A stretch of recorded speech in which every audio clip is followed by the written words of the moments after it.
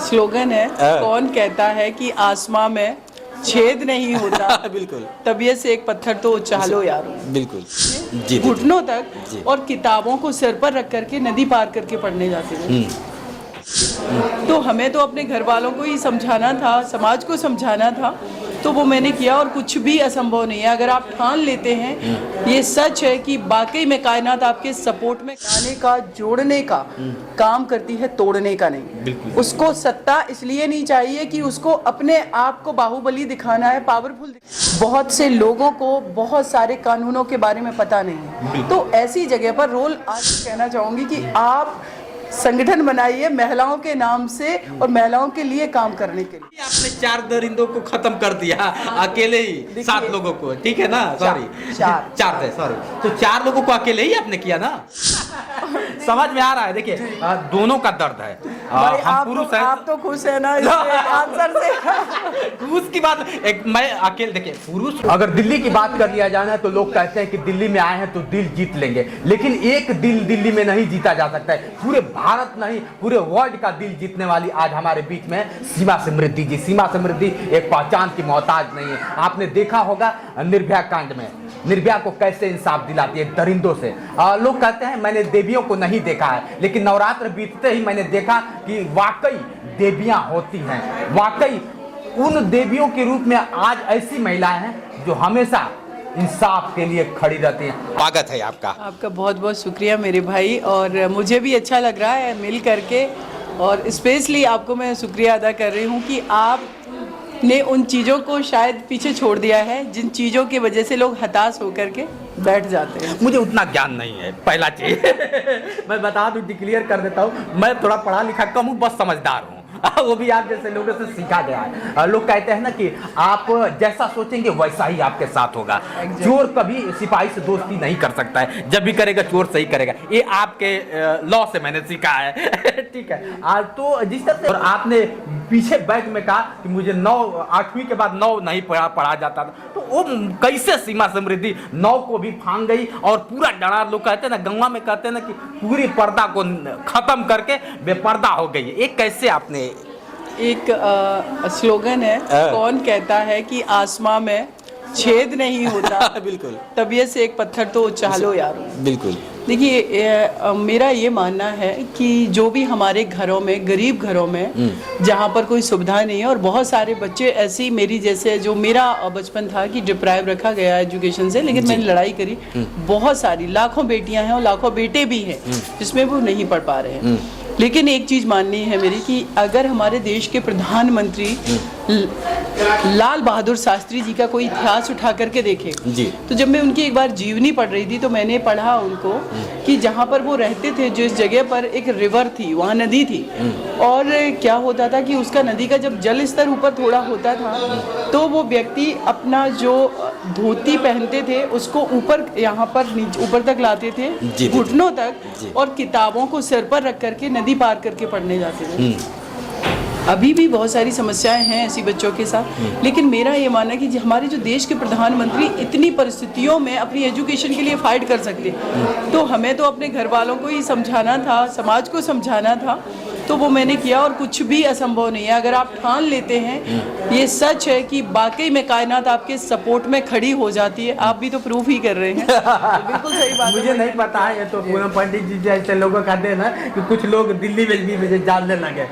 किसान आंदोलन में मैंने आवाज़ उठाया, इनसे मुलाकात होती है, और आप जैसे लोगों से भी हमेशा मैं देख के सीखता रहा। लेकिन आज एक सवाल उठ रहा है महिलाओं पे। आज महिला का देन है तो जितेंद्र है, और महिला का देन है तो संसार है, लेकिन क्यों हमेशा महिलाएं को ही प्रताड़ित किया जाता है?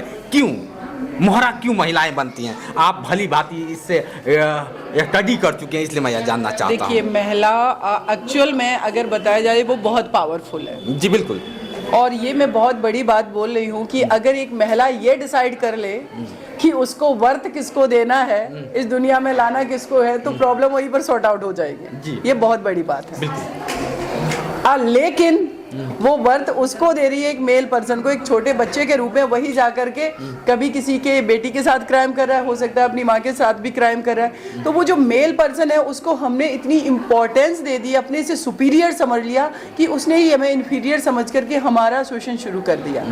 एक झटके में फीमेल सारी चीज़ों को डिस्ट्रॉय करके अपने को सेंटर में रख सकती है, लेकिन उसको रखना नहीं है। इसीलिए मैंने अपनी स्पीच में भी बोला कि भाई वो बनाने का, जोड़ने का काम करती है, तोड़ने का नहीं। उसको सत्ता इसलिए नहीं चाहिए कि उसको अपने आप को बाहुबली दिखाना है, पावरफुल दिखाना है। उसको सत्ता इसलिए चाहिए क्योंकि वो समाज में बदलाव ला सके। इसीलिए आप कभी भी देखना कि कोई भी फीमेल जब आती है पावर में तो उसका वर्किंग स्टाइल देखिए। आप साउथ इंडिया का आप एग्जाम्पल उठा करके देखिए, जयललिता जी आई, 5 रुपए में थाली का उन्होंने प्रावधान कर दिया था। पूरे तमिलनाडु का गरीब आदमी 5 रुपए में खाना खा ले रहा है।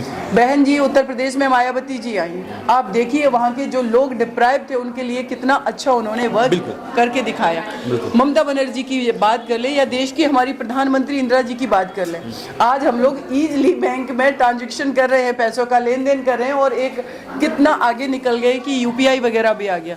लेकिन बैंकों का राष्ट्रीयकरण किसने किया, उस लेवल पे कौन सोच रहा है? जी बिल्कुल। प्रिवी पर्स जो लोग सुपीरियरिटी कॉम्प्लेक्स से भरे हुए थे वो खत्म किसने किया कि ये देश डेमोक्रेटिक कंट्री है।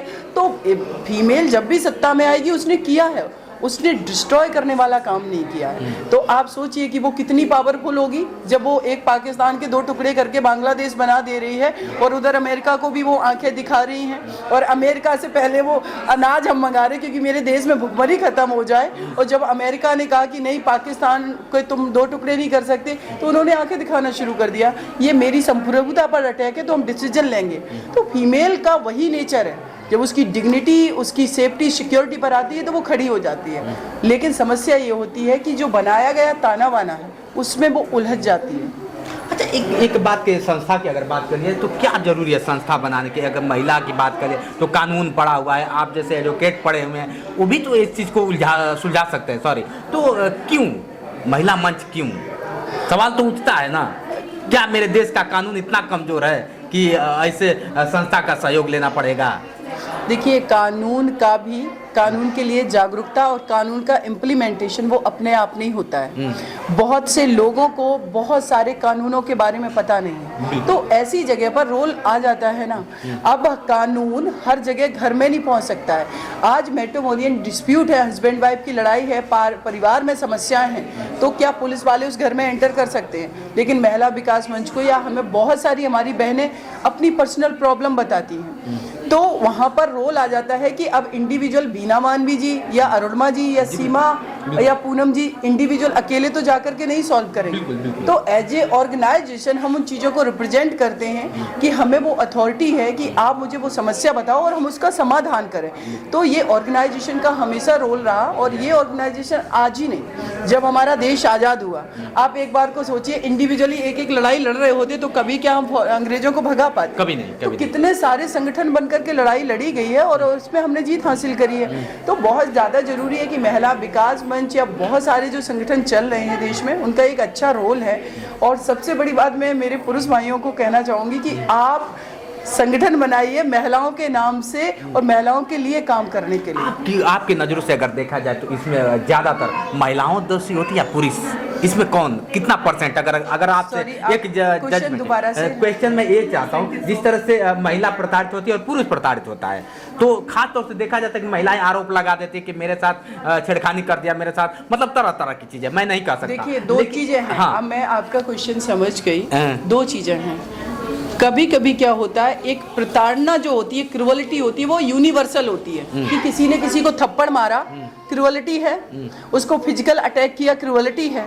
कोई व्यक्ति इसलिए पीड़ित हो रहा है कि ये मेरी पत्नी है, इसको मारना मेरा अधिकार है, इसलिए अगर हमें मारने से रोका तो मैं प्रताड़ित हो गया। ये पुरुष की प्रताड़ना है, ये उनकी समस्या है। क्योंकि वो जो ऑनरशिप वाला कॉन्सेप्ट है ना कि I am the honour of this lady, children, बच्चे, इन सब का, तो वो ऑनर से वो लेडी कह रही नहीं, आप मेरे मालिक नहीं, मेरे पार्टनर हो। अगर वो उसको पार्टनर बना रही तो उसमें वो सेंटी हो जा रहा कि भाई मेरी तो सत्ता खतरे में आ रही है। तो फिर पुरुष कैसे प्रताड़ित हो गया? आप अपनी फीमेल को इक्वली डेवलप कर दो, वो भी घर से बाहर निकले, कमाए। आप क्यों ठेकेदारी अपने कंधों पर ले रखी? आपने उसको चार दीवारी में बंद कर दिया और फिर आप सुपीरियरिटी कॉम्प्लेक्स अपने साथ में लेकर के कि मैं तो ऑनर हूँ, कमा रहा हूँ। तो कमा किसके लिए रहे हो?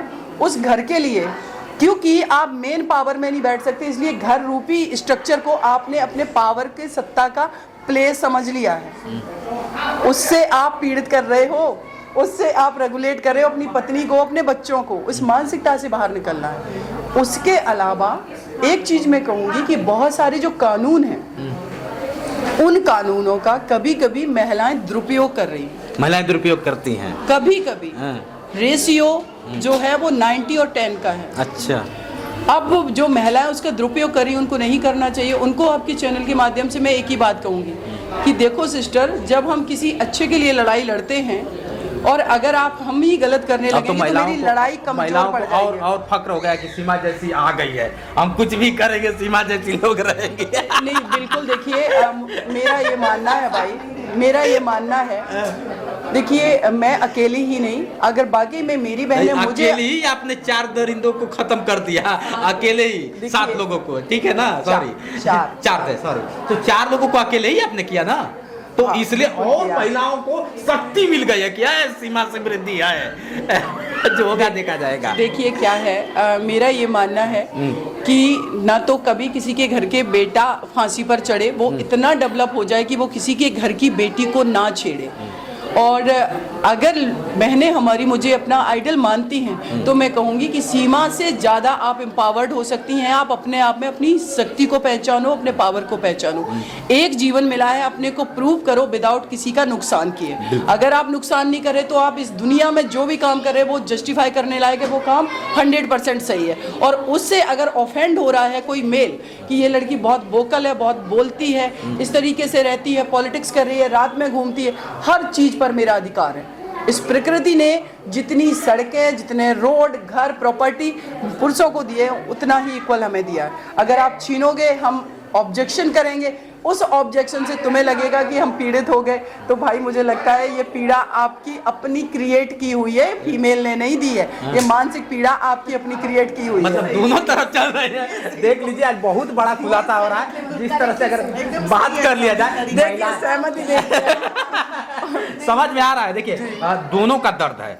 भाई हम पुरुष हैं, आप तो खुश है ना इसके आंसर से? पुरुष की बात एक, मैं अकेले, देखिए पुरुष उस महिला से है दीदी, आप समझिए। मेरा कहने का मतलब अकेले जितेंद्र ही। देखिए, बाबा साहब भीमराव अंबेडकर जी को जब मैं पढ़ती हूँ, जब हमारा देश आज़ाद हुआ और उसके बाद जो इस देश में जो प्रोग्रेसिव कानून बने हैं ना, हमारा संविधान लिखने से पहले जी बाबा साहब अंबेडकर ने मैटरनिटी लीव की बात करी थी कि एक महिला अगर वो प्रेग्नेंट है तो वो कैसे काम करेगी, उसको छुट्टी की ज़रूरत पड़ेगी।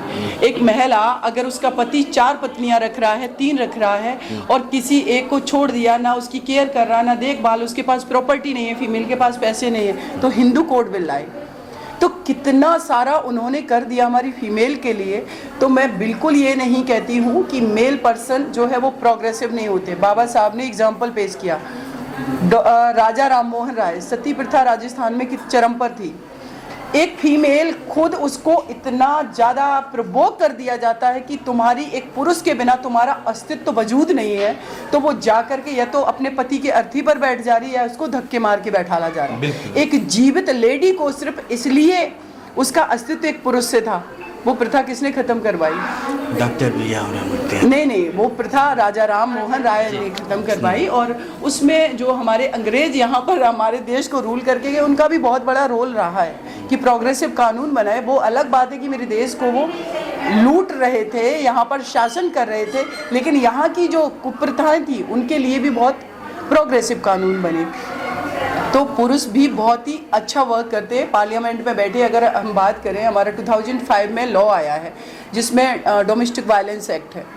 मेल पर्सन ने फीमेल की तो पार्लियामेंट में संख्या भी कम है, तो प्रोग्रेसिव कानून बनाया है ना।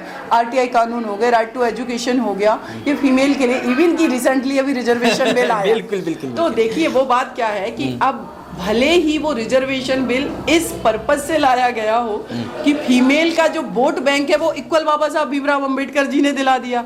आप मेल पर्सन होगे, आप होगे मुख्यमंत्री, आप होगे सांसद, लेकिन आपके घर की जो स्त्री है वो कुछ नहीं है आपकी नजरों में, उसका भी इक्वल राइट है, वो भी चुनेगी। तो मतलब जो भी हमारे देश का प्रधानमंत्री, राष्ट्रपति, जो भी पर्सन चुना जाएगा वो इक्वल भागीदारी उसकी भी है, उसको आप कैसे नेग्लेक्ट कर सकते हैं। और अब तो हमारी फीमेल वोकल होने लगी, वो कहने लगी हम किसको वोट करेंगे, वो कहने लगी हम सत्ता में आएंगे। तो भाई उनको बहुत दिनों तक किसी को आप दबा करके नहीं रख सकते।